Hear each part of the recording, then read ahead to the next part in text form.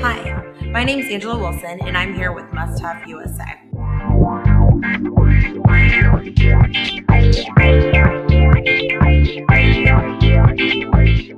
Today, I want to show you how to create that no makeup look. I know frequently we hear that this application can take a good hour, but I'm going to show you how to create this within 5 minutes, really simply, and focusing on using the right products and tools. One of the most important things is really preparing the skin to create this no makeup look. So what I'm going to do is use a primer called our Lustrous Cream Base. Just a couple of pumps is going to cover the entire skin area. I'm going to use a foundation brush on one half of the face. Now for those of you who like tools, this works really well.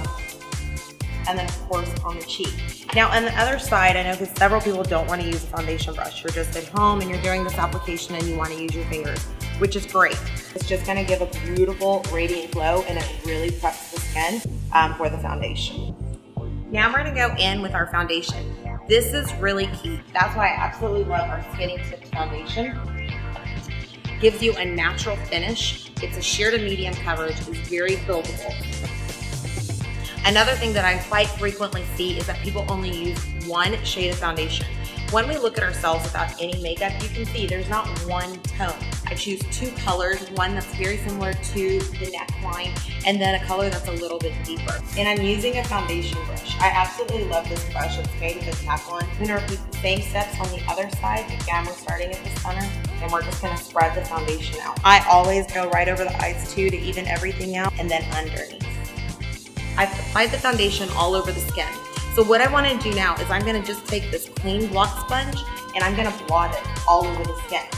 What this is going to do, if I have any excess foundation, it's going to pick that up. Once I've done this, I can see where I need to really perfect the skin. What I'm going to do is use Must Have's Melting Cream Foundation. I'm just going to apply a small amount to my palette, and I think a small brush is key.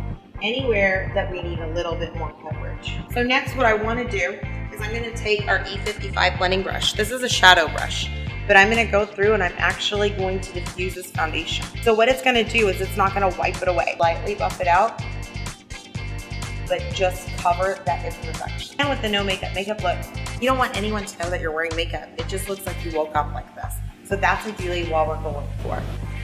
So now that we've applied the foundation, and we've also perfected with concealer, I want to set the foundation.